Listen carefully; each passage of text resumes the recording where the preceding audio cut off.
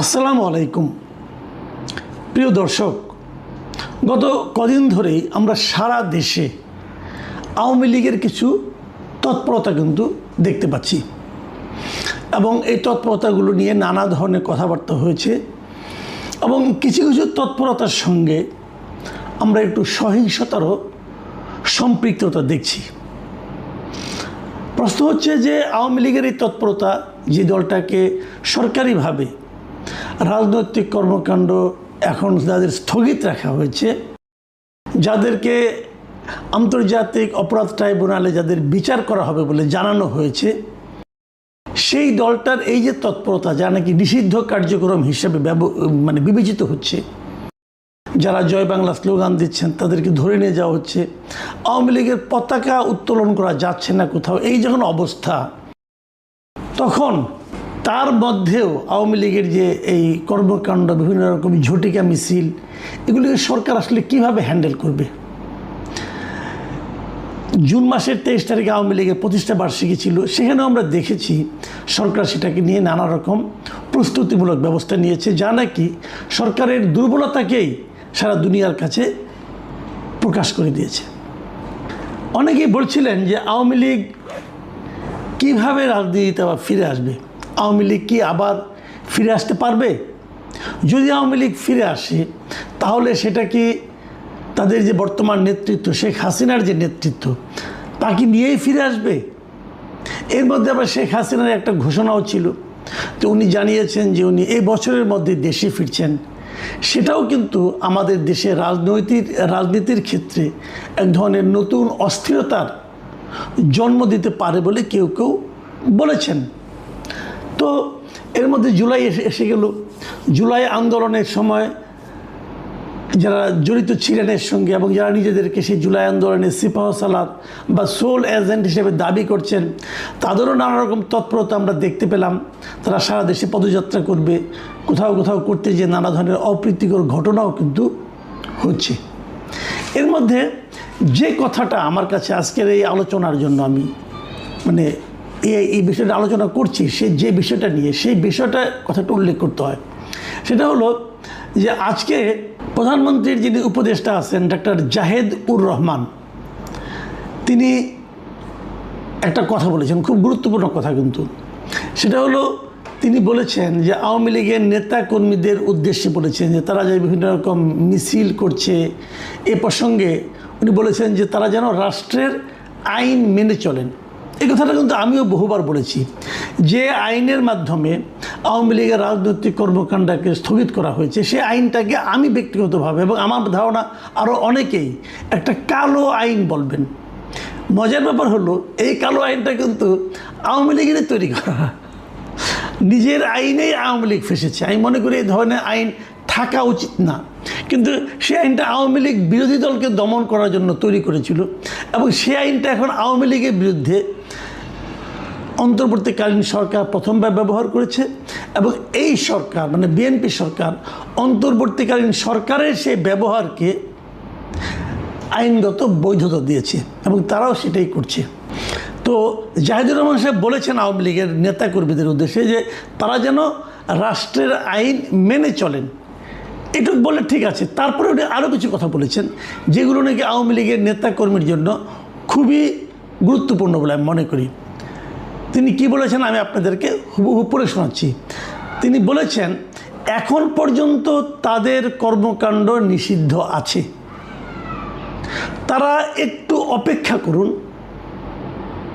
কথাটা খেয়াল করেন যে এখন পর্যন্ত তাদের কর্মকাণ্ড নিষিদ্ধ আছে, তো তারা একটু অপেক্ষা করুন। অপেক্ষা করার পর কি আর নিষিদ্ধ থাকবে না? বিষয়টা কিন্তু আপনি একভাবে ভাবেন, শোনার চেষ্টা করেন যে এখন পর্যন্ত নিষিদ্ধ আছে, এখন পর্যন্ত, তো আরেকটু অপেক্ষা করতে হবে, তারপরে নিষিদ্ধ নাও থাকতে পারে।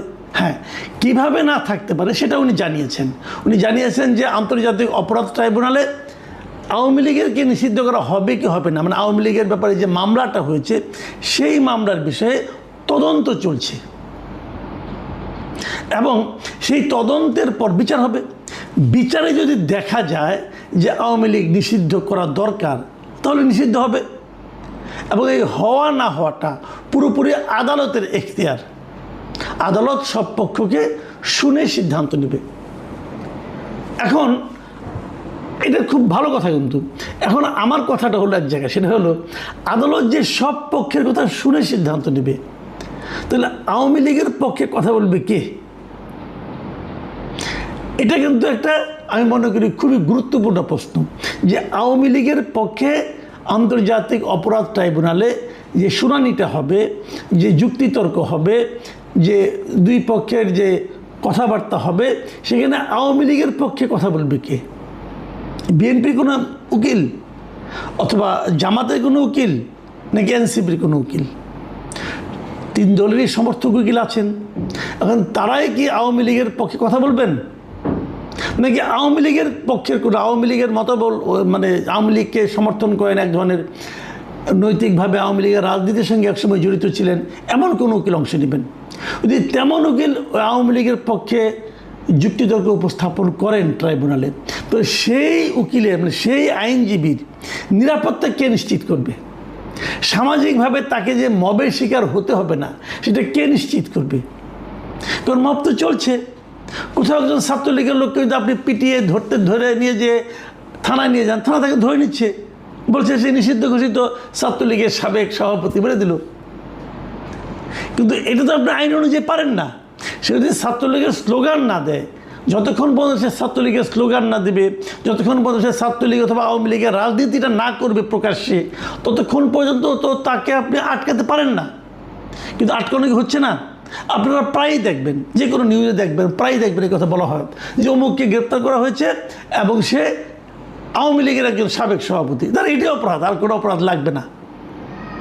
তো এই যে ঘটনাগুলো, এই ঘটনাগুলো যদি ওখানে ঘটে, তাহলে আওয়ামী লীগকে নিষেধাজ্ঞা থেকে মুক্ত করতে, আওয়ামী লীগের রাজনীতিটাকে অবাধ করতে যে আইনজীবী আওয়ামী লীগের পক্ষে যুক্তিতর্ক উপস্থাপন করবে, তাকে সামাজিক নিরাপত্তাটা কে দিবে? তাকে মবের হাত থেকে কে বাঁচাবে? রাষ্ট্রকে সে গ্যারান্টি দেবে? দিয়েছে এ পর্যন্ত? আইনজীবীদের দেখেন, একটা জিনিস দেখেন আপনারা, একটা লোক আওয়ামী লীগ করেন না, সে আওয়ামী লীগের কোনো পদে নেই, কিন্তু সে হয়তো আইনজীবী। সে আইনজীবী যাকে নাকি আওয়ামী সমর্থক আইনজীবী বলা যেতে পারে। মানে একসময় তারা আওয়ামী লীগের যে প্যানেল ছিল, সেই প্যানেলে মানে আওয়ামী লীগ সমর্থক যে আইনজীবী সমিতি ছিল, হয়তো তাদের মেম্বার ছিল অথবা তাদের সমর্থক ছিল। এই অপরাধে আইনজীবীরাই, বিএনপি এবং জামাতের আইনজীবীরা, ওনাদেরকে নির্বাচন পর্যন্ত করতে দেয় নাই, সুপ্রিম কোর্ট বারেও দেয় নাই, বিভিন্ন জেলা বারেও দেয়নি। তো ওনারা তো আইন বুঝেন, ওনারা তো আইন মানেন। ওনারা যখন ওদের ব্যাপারে এরকম আচরণ করেছেন, তাহলে সে তাদের ব্যাপারে আপনার যখন নাকি মূল দল নিয়ে আলোচনা হবে, তখন কী অবস্থাটা ধারণ করবে? এর ব্যাখ্যাটা কি? এটা আমি মনে করি একটা গুরুত্বপূর্ণ বিষয়। এখন আমরা জেনেছি এর মধ্যে যে আন্তর্জাতিক অপরাধ ট্রাইব্যুনালের যিনি চিফ প্রসিকিউটর আছেন, তিনি জানিয়েছেন যে আওয়ামী লীগের নিষিদ্ধ করার ব্যাপারে, কার্যক্রম নিষিদ্ধের বিষয়ে অলরেডি তদন্ত, ট্রাইব্যুনালে যে তদন্ত সংস্থা আছে তারা তদন্ত করছে। এখন সেই তদন্ত করে তারা কি পাবে না পাবে সেটা তারা ট্রাইব্যুনালকে জানাবে এবং তার উপর ভিত্তি করে এই মামলা চলবে। একটা জরুরি প্রশ্ন, সেটা হলো এই মামলা কতদিন চলবে? দেখুন, কতদিন চলবে এই জিনিসটা জরুরি এই কারণে যে যদি মনে করেন এটা 3 বছর চলে, তো বলা হয়েছে যে যতদিন মামলা চলবে ততদিন আওয়ামী লীগ কোনো রাজনৈতিক কর্মকাণ্ড করতে পারবে না। তো আওয়ামী লীগের নেতাকর্মীরা কি অতটুকু ধৈর্য ধারণ করবে? যেভাবে জাহিদুর রহমান বলছেন একটু অপেক্ষা করেন, সেই একটুটা কি 3 বছর নাকি 4 বছর? এই একটু অপেক্ষাটার মানে আপনার স্থায়িত্ব কতদিন? যদি 3 বছর হয় তাহলে সেটাকে আর একটু বলা যাবে? এখন জাহিদ সাহেব যখন বলেন একটু অপেক্ষা করেন, তখন আমি ধারণা করি হয়তো সেই জিনিসটা দ্রুতই হবে। এবং আমার যেন সব মিলিয়ে কেন যেন মনে হয় যে বোধহয় এই জিনিসটা একটু দ্রুতই হবে। কেন মনে হয় সেটাও বলি। যেমন ধরুন, সরকারের অ্যাটিচিউডটা কিন্তু আমি একটু একটু টের পাচ্ছি। এটা জাহিদুর রহমান সাহেবের কথায় যেমন টের পেলাম, 2 দিন আগে আমরা দেখেছি যে স্বরাষ্ট্রমন্ত্রী তিনিও কিন্তু এ সংক্রান্ত একটা বক্তব্য দিয়েছেন। যেমন উনি যে জুলাই জাতীয় সম্মেলন যেটা হয়েছিল কদিন আগে চীনমৈত্রী সম্মেলন কেন্দ্রে, সেখানে উনি বলেছিলেন যে রাজনৈতিক দল হিসেবে আওয়ামী লীগের বিচার দাবি করেছি আমরা, অন্যরাও দাবি করেছেন, তদন্ত হচ্ছে, ইনশাল্লাহ খুব শিগগির রাজনৈতিক দল হিসেবে তাদেরকে বিচারের কাঠগড়ায় নিয়ে যাওয়া হবে। খুব ইতিবাচক দিক কিন্তু। বিচার মানেই কিন্তু ফাঁসি না, বিচার মানে অনেক সময় বিচারের মাধ্যমে অনেক সময় বেকসুর খালাসও পেয়ে যায়। আমি ব্যক্তিগতভাবে যদি আমি যদি বলি আমার কথাটা, আমি কিন্তু আওয়ামী লীগের রাজনীতি নিষিদ্ধের পক্ষে না। আমি আসলে কোনো রাজনৈতিক দলকে নিষিদ্ধের পক্ষে না, তাহলে আমার পার্সোনাল অপিনিয়ন। আমি মনে করি যে রাজনৈতিক দল যখন খারাপ আচরণ করে, সেটা দলের যে ওই সময়ের নেতৃত্ব, সেটা নেতৃত্বের ভুলের কারণে তারা খারাপ আচরণ করে। সারা দুনিয়ায় এই কারণে কিন্তু অনেক রাজনৈতিক দলের নেতৃত্বের পরিবর্তনটা আসে, কেন এই কারণে আসে, এদের আচরণটা ঠিক ছিল না, এই জন্য আসে। তো এখানে তো যদি কোনো ভুল হয়ে থাকে, সেটা তো আওয়ামী লীগের যে নেতৃত্ব তারা করেছে। আওয়ামী লীগ জিনিসটা কি? আওয়ামী লীগ আর শেখ হাসিনা কিন্তু এক না, আওয়ামী লীগ আর ওবায়দুল কাদেরও কিন্তু এক না। ওবায়দুল কাদের মানেই আওয়ামী লীগ, বিষয়টা তা নয়। ওবায়দুল কাদের হলো আওয়ামী লীগের একটা নেতৃত্ব, শেখ হাসিনা আওয়ামী লীগের একটা নেতৃত্ব। তো আওয়ামী লীগকে ব্যবহার করে যত লোক অন্যায় করেছেন, যত লোক খুন করেছেন, গণহত্যা করেছেন, যত লোক অপরাধ করেছেন, যত লোক লুটতরাজ করেছেন, এদের সবাইকে ওই অপরাধের কারণে বিচার করতে হবে। এই বিচারটা আমি দাবি করি।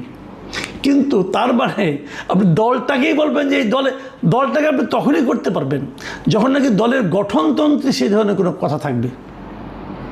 যদি দলের গঠনতন্ত্রে থাকে যে অমুককে এই দল বলছে, এই দল সিদ্ধান্ত নিয়েছে, অমুককে আমার প্রতিবাদগুলো থেকে গুলি করে মেরে ফেলা হবে, যদি এই ধরনের কোনো গঠনতন্ত্রে লেখা থাকে, তখন দলের দায়। আর তা না হলে দলের যারা নেতৃত্বে থাকে তাদের দায়। এই জিনিসটা যদি থাকে, তাহলে আমার মনে হয় যে প্রকৃত বিচারটা হবে। আমি আশা করব তারা কিভাবে বিচার করবেন না করবেন। আমি কেবল একটা কথা বলি, অনেকেই বলেন, নানা ধরনের উদাহরণ দিয়ে বলেন যে দল একবার বিতাড়িত হয়, যে দল একবার জনগণ যে দলকে প্রত্যাখ্যান করে, সেই দলের ফিরে আসার ঘটনা সাধারণত নাই। কিন্তু এটাও কিন্তু সত্য, যখন কোনো ক্ষমতাচ্যুত দল আবার ফিরে আসে, সেটা যতটা না নিজের শক্তিতে আসে, তার চেয়ে বেশি আসে যে পরবর্তী সময় যে সরকার ক্ষমতায় থাকে তাদের দুর্বলতার কারণে। আজকে আওয়ামী লীগ নিয়ে এত আলোচনা হতোই না। আজকে আওয়ামী লীগ বিভিন্ন পর্যায়ে মিছিল করার সুযোগ সাহসী পেত না, যদি অন্তর্বর্তীকালীন সরকার মানে ডক্টর ইউনূসের সরকার যদি দেশটাকে ভালোভাবে চালাতে পারত। তারা তা পারেনি, এবং তারা এতটাই খারাপ চালিয়েছে, তারা এতটাই দুর্নীতিপরায়ণ ছিল যে ওনাদের আমলেই লোকে আওয়ামী লীগ সম্পর্কে বলেছে যে আগেই ভালো ছিল। এটা আমি নিজে শুনেছি, বলেছে, আপনারাও শুনেছেন। কাজে অন্তর্বর্তীকালীন সরকার মানে ডক্টর ইউনূসের সরকার আওয়ামী লীগের ফিরে আসার প্রাথমিক কাজটা করে দিয়ে গেছে। এখন বর্তমান সরকার যদি সুশাসন কায়েম করতে পারে, মানুষের অর্থনৈতিক অবস্থার একটা সমাধান করতে পারে, ভালো করতে পারে, মানুষ যদি স্বস্তিতে থাকে, মানুষের মনে করেন যে বিদ্যুৎ, তেল, গ্যাস এটসেট্রা এগুলি মানে দ্রব্যমূল্য এগুলির ব্যাপারে মানুষ যদি স্বস্তিতে থাকে, যদি মুদ্রাস্ফীতি কমে, মূল্যস্ফীতি কমে, যদি এগুলো হয়, তাহলে দেখবেন এই সমস্ত ঝটিকা মিছিল সরকারকে বিব্রত করতে পারবে না। আর যদি ওগুলি হয়, যদি এগুলি বাড়তে থাকে, তাহলে আওয়ামী লীগ ফিরে আসার ব্যাপারটা দাবিটা অনেক জোরালো হয়ে যাবে। আমি জানি না সরকার কিভাবে হ্যান্ডেল করবে, অথবা এমনও তো হতে পারে সরকার নিজেই চায় যে আওয়ামী লীগ চলে আসুক, হতেও পারে।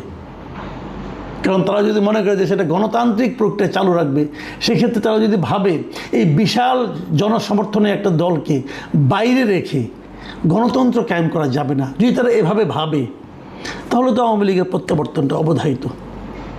প্রিয় দর্শক, আমার কাছে মনে হয়েছে সরকারের বিভিন্ন কর্তা ব্যক্তিদের কথা শুনে যে সরকার হয়তো এই পথে অগ্রসর হচ্ছে। এখন এ পর্যন্তই। আল্লাহ হাফেজ।